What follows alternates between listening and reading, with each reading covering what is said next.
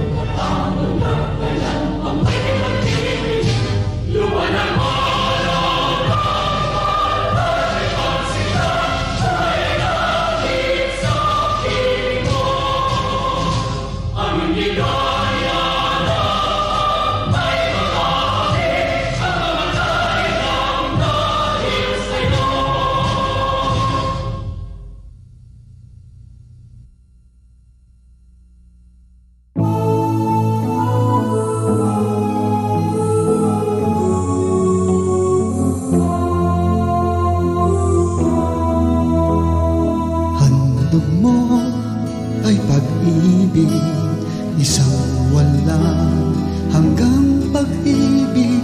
Inalay mo ang buhay mo dahil sa pagmamahal mo. Puso ay naghuhumiyak ng buong pasasalamat. Nagkaroon ng pag-asa, ang buhay ay laging masaya. Purihin ka, sambahin ka, buong puso, kaluluwa. Narito ako, nagpapasalamat sa iyo. Ikaw ang aking patnubay, isang walang hanggang patnubay.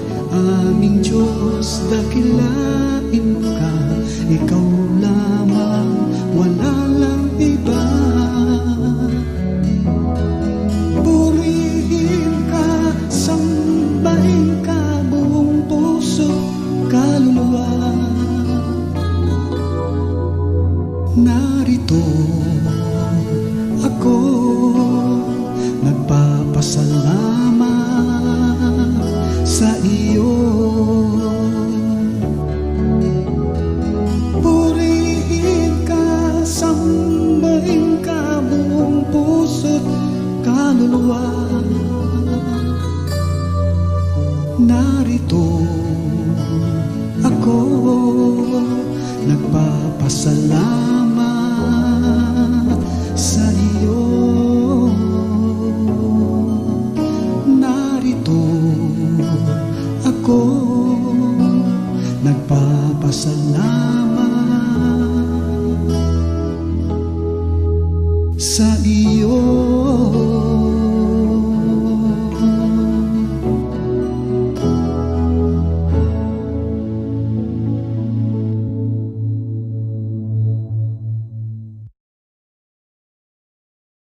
Atin pong saksihan ang panimulang mensahe ni Dr. Ruth Legaspi Fuentes. to Noah's Academy Incorporated of Taguig, our Patnubay Academy of Cavite, and of course, the group of schools of Mother Teresa Colegio de Noveleta, Mother Teresa Colegio de Pampanga, Mother Teresa Colegio de Zambales, Mother Teresa Colegio de Iriga, Mother Teresa Colegio de Balatan, Mother Teresa Colegio de Bula. To the parents and graduates, congratulations. Madam Oli, Maricar, and the staff, and all the teaching and non-teaching of this group of schools, I must say, saludo ako sa inyo. Amidst the pandemic, you are growing, the school is growing, and you will never stop providing quality education for our learners, specifically the Filipino learners. Pagpatuloy niyo lahat yan. Kasama niyo ako dyan sa tagumpay. Maraming salamat. For this opportunity of having been engaged and being part of your commencement or graduation exercises. Wow. We all miss meeting face to face. Lahat tayo ay kakaiba. We are all in this pandemic, and I must say, we live in a very challenging times. As they say, this happens once in 100 years. And for us, living and surviving this pandemic is indeed a God's blessing. Congratulations to our graduates, to our completers for having weathered the storm. I must say this is one of the biggest storms that not only knocked the educational system but the entire country and even the entire world. No? It's not easy to continue providing quality education in the midst of this pandemic. I think this itself is already an achievement, especially for the schools. Why?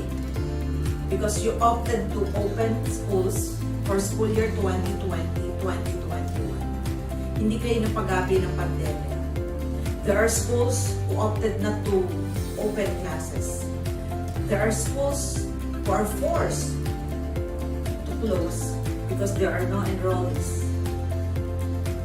Congratulations, because as I have said, that itself is a victory over the pandemic. Graduates, consider yourself truly blessed and truly fortunate because you have this opportunity of pursuing education amidst pandemic. If you ask your lolos and lolas during the wartime, for 4 years during the Second World War, education stopped. Wala pong pumasok sa halos 4 na taon dahil sa giyera. Now, we are facing an invisible enemy and we do not even know how long will this pandemic last. For 2021, school year 2021, we have to continue with the distance learning. When I say distance learning system, it can either be an online distance learning or modular distance learning. Whatever distance learning you are applying, I commend you for that. To our learners, consider yourself very, very blessed because your parents are able to provide you with the education you truly deserve. Sa mga magulang, alam kong hindi po madali ang pinagdadaanan natin lahat because this modular distance learning, this online distance learning is all new to us.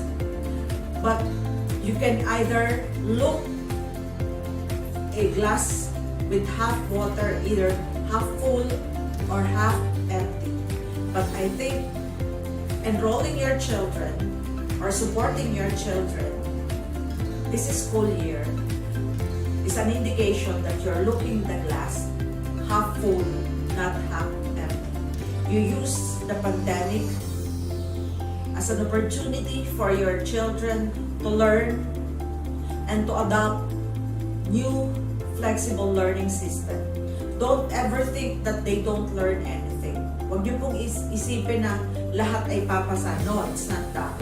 Consider that under the new system of flexible learning system, which is online distance or modular distance, new skills can be developed, new theories and concepts can be developed, and your children will become more proactive learners. They will become more law-abiding citizens. They will become more productive individuals.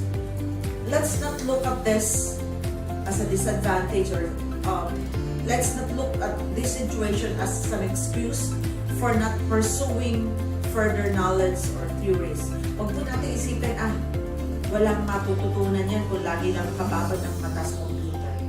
Huwag po natin isipin na gano'n. If you learners, if you're using your computers for 4 hours with your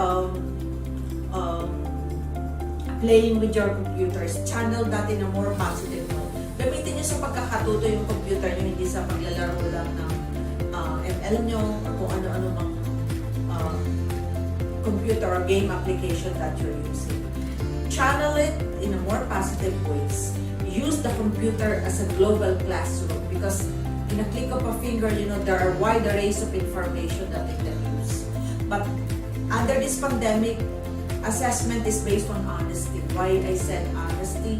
Because teachers don't see you answering your modules. Teachers don't see you doing your research. Our outputs is based on what you have submitted to us, either online or either through modules. So I said honesty because we rely that the learners are the ones, or the students or the pupils are the ones who answered it, not the parents or not the guardian. So remain honest in performing your task, kasi kung iba ang gumagawa nun, ay hindi po kami ang niloloko nyo, kundi yung sarili nyo rin. Okay?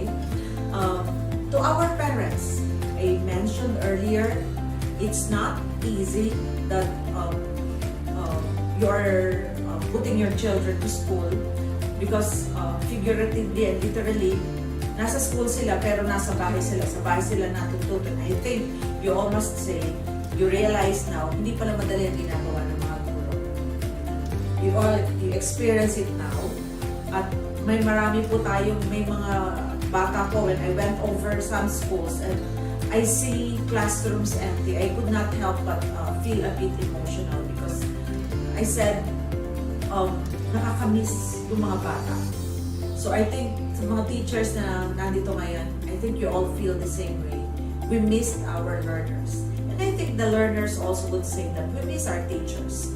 And to the parents, as I have mentioned, use that as an opportunity. Gawin yung bonding time, yung pagtuturo at pagkakatuto. Make it a learning process or a growing process as a family. Hindi lang yung bata ang natututo, kasama po tayo dyan. Because when there's personal touch in teaching, well, learning can be very, very easy. So, alam ko may trabaho, you still have your work to consider and you have your time for your tutorial session with your kids, but we all know the value of education. The fact that you enrolled your children under the new normal, that means you put premium on education. So congratulations, parents. And to the teachers, just like the lugaw, it's very essential. Your role as teachers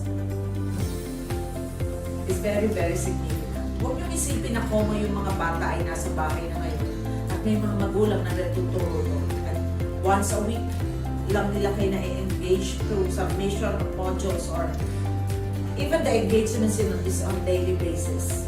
And it can be non-personal because you don't get to see them face-to-face. Consider yourself very, very relevant nowadays.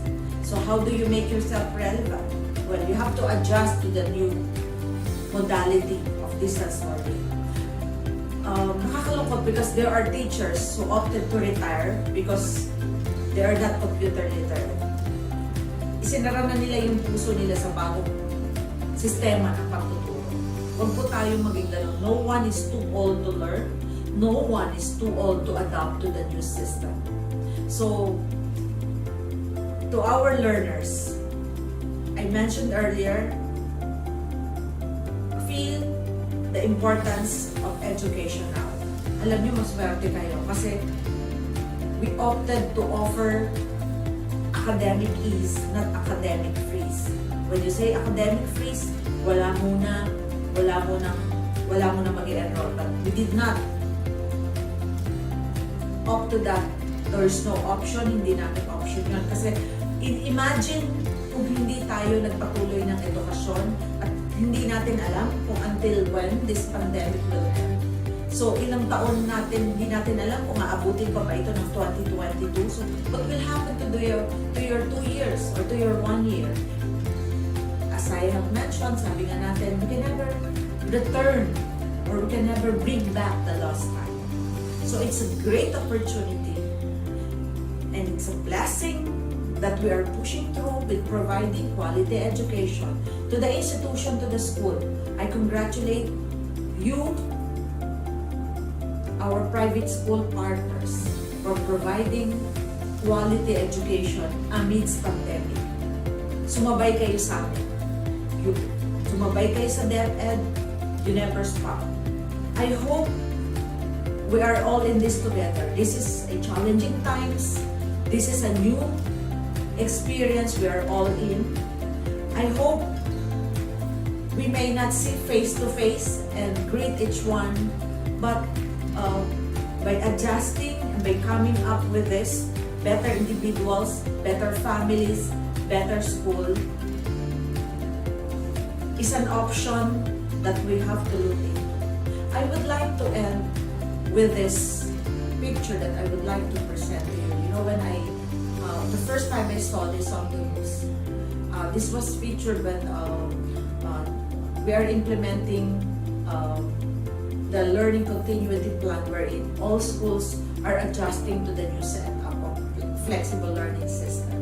And I'm touched because this picture shows 1,000 messages, million messages. This shows how a child really values education. He believes that only education can free him from poverty, from illiteracy, and from all other fears that he may have to face in life as he grows. So sana po yung suporta sa inyo ay nandyan. To the graduates, congratulations. To the parents, congratulations. To the whole institution, maraming salamat. Binabati ko kayo at nakasama namin kayo sa pagbibigay ng kalidad na edukasyon sa habang ng pandemic. Congratulations!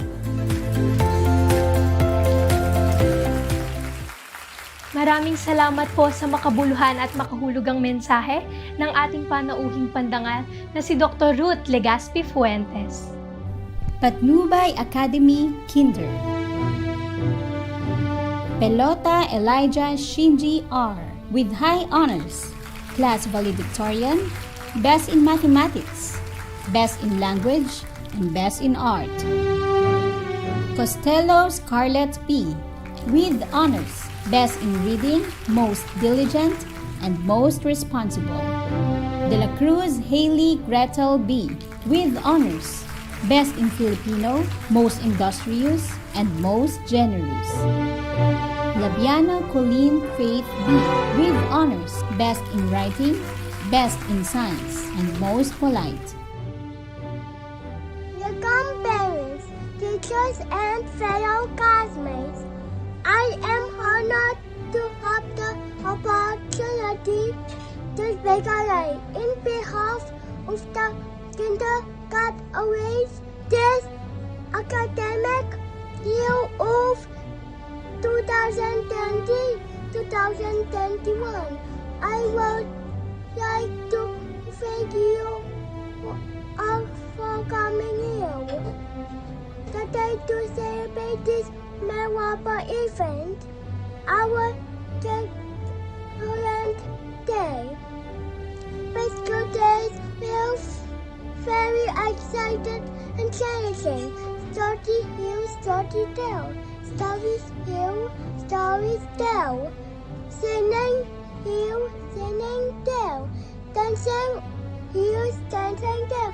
And most of all, playing here, playing tell. And playing and farewell. I would like to say thank you to my classmates who gave me friendship, to my teacher for always beginning his tale, to teach me, to my parents who gave me so much, and who are always there to guide me, to my dear Ama, Mother, Patnubay Academy, for providing us an excellent education, and last but not most importantly, I would like to say thank you to God for giving me wisdom and strength. I hope we shall us have a more sunshine, peaceful and wonderful school year ahead. Thank you very much and God bless us all. Maraming salamat, Elijah Shinji Pelota. Ngayon po ay dumako tayo sa paggawad ng katibayan ng pagtatapos at parangal mula sa ika-6 na baitang. Grade 6. Monsalud Denier Dewin, with high honors, class valedictorian, best in mathematics, best in science, best in TLE, and most responsible. Española Cheska Monim, with honors, best in Araling Panlipunan, and most diligent. Monsilia Alisa Charist O, with honors, best in English, best in ESP, and most generous. Tuna Giliana L, with honors, best in Filipino, best in MAPE, and most polite. A pleasant day to all of you, management team, school officials, honored guests, dedicated teachers, beloved parents, and fellow graduates. Who would have thought that we will experience a virtual graduation? That's why I'm really glad that we are here together despite the COVID-19 situation. Today, we are here to show our teachers, our parents, ourselves, that we are stepping out of our baby stage and that we are ready to take on the next stage of our academic life, which is the high school level. I'm greatly honored to stand before all of you today as the valedictorian of class 2021. Not only because of the award, but because I'm part of an amazing batch and amazing school. I would like to express my deepest gratitude to our beloved God, who gave me strength, knowledge, and wisdom throughout this school year. I really do believe that He's the one who made this possible for me to achieve this. Second, to my family, especially my mom and my 2 ate, thank you for the love and support, for the guidance, and for being patient with me, especially during those times when I was really struggling about my studies. My mom's effort and support cannot be compared to anyone. She's literally a superwoman for me. Third, to my beloved teachers, or mentors, or what we called our second parents, thank you. Thank you for molding us, for preparing us, for being patient, for taking care of us, and for teaching us continuously. I experienced not just a teacher with you, but a real family or parents. Lastly, to my fellow students, thank you for sharing a great moments with you, lessons, tears, laughters, and the memories we've shared in our years as a grade school student. Some of you are already my classmates since grade 1, like Giuliana L. Tuna, and some of you I met only in online class. And I'm really looking forward to move our next level together. Before I end this speech, let me leave you one of my favorite verses in Bible under Proverbs 3 verse 5. Trust in the Lord with all your heart. Growing up here in Patnubay, I became closer to God, and I believe and trust His plans for us. To all the graduates, congratulations! Once again, I am Daniel Dewin Monsalud, your class valedictorian 2020 to 2021. Thank you! Ngayon po ay dumako tayo sa paggawad ng katibayan ng pagtatapos at parangal mula sa ikasampung baitang. Grade 10. Austria Joshua M. with honors. Best in TLE and Best in MAPE. Rebadulia Chris Jr. with high honors. Class valedictorian, Best in English, Best in Science, and Best in Mathematics. Sing Bikit with honors. Best in Filipino, Best in ESP, and Best in Ariling Panlipunan. Ngayon po ay dumako tayo sa panunumpa ng katapatan o Pledge of Loyalty. Itaas natin ang ating kanang kamay and repeat after me. Pledge of Loyalty. With sober sense of responsibility, I pledge, state your name, to hold my certificate as a sacred trust, an emblem of my obligation, to serve with great honor, to myself in generous loyalty of my alma mater, Patnubay Academy, and with fidelity and love to my country, and my fellow men, and my God, so help me God. Dear Batch 2021, you are amazing human beings, Mathesian. Your unwavering leadership, your batchmate, and dedication in the school services are very impressive and commendable, shining as you do academically. Going well beyond learning to meet the requirements, I love how you engage so deeply, especially in contemplating on the whys of what has to be learned, and to how you commit yourself to the applications of the learning process in a creative way. I truly know that it is hard to envision in what is the future ahead of us, but I am positive that with your persevered effort and hard work, you can pass through these trying times and will surely enrich who we all are as a family members, friends, professionals, community leaders, and volunteers for the years to come. Always believe that great challenges bring forth great opportunities. Even this COVID-19 pandemic has disrupted your normal routines, you must keep focusing on your goals and never be distracted or dismayed. Success will be yours. Just keep on fighting and moving up. You got this. Congratulations and have the best of luck to your new journey. God bless you all. Sir James. Ang pagdiriwang sa araw na ito ay matatapos na. Ngunit sa bawat isip at puso ng mga mag-aaral, magulang at mga guro ay tunay ngang hindi matatawaran. Maraming pintuan ng oportunidad ang magbubukas sa bawat mag-aaral, oportunidad upang mapalago nila ang kanilang kakayahan bilang isang individual. Matapos man ang programang Pagtatapos 2021, sa mga susunod na araw ay haharap ng muli ang mga mag-aaral sa panibagong hamon ng kanilang buhay. Ito ay ang kanilang pagtahak tungo sa maganda at maunlad na kinabukasan. Maghiwa-hiwalay man sila ng landas, tunay ngang ang mga alaala, mga aral at magagandang asal na nahubog sa ating sintang paaralan ang babauning pananggalang at panlaban tungo sa pag-abot ng kanilang pangarap.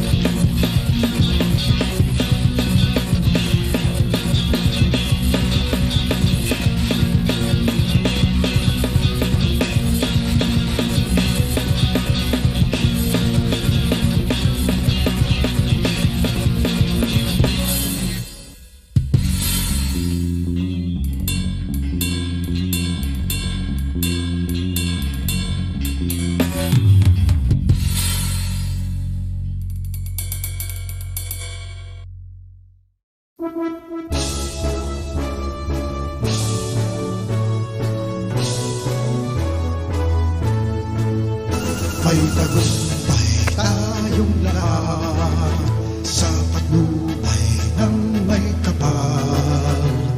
Anumang hirap ang siyang dumaan, mararating ang pangarap.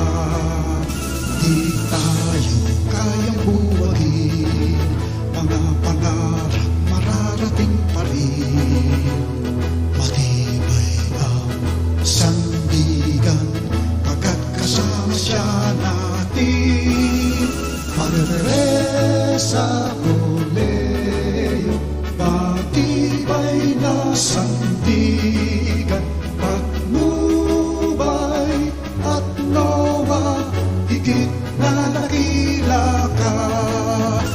Mother Teresa Coleo, matibay na sandigan, Patnubay at Noah, higit na dakila ka. Karunungan na siyang dulot mo, pag-iisip tinubog mo, inihahanda sa hinaharap upang maging karapat-dapat. Taglay natin ang katatagan at laging nagmamahalan. Mother Teresa at Noah, maaasahan rila. Mother Teresa Coleo, matibay na sandigan, Patnubay at Noah, higit na dakila ka. Mother Teresa Coleo, matibay na sandigan, Patnubay at Noah, higit na dakila ka. O dakilating ka.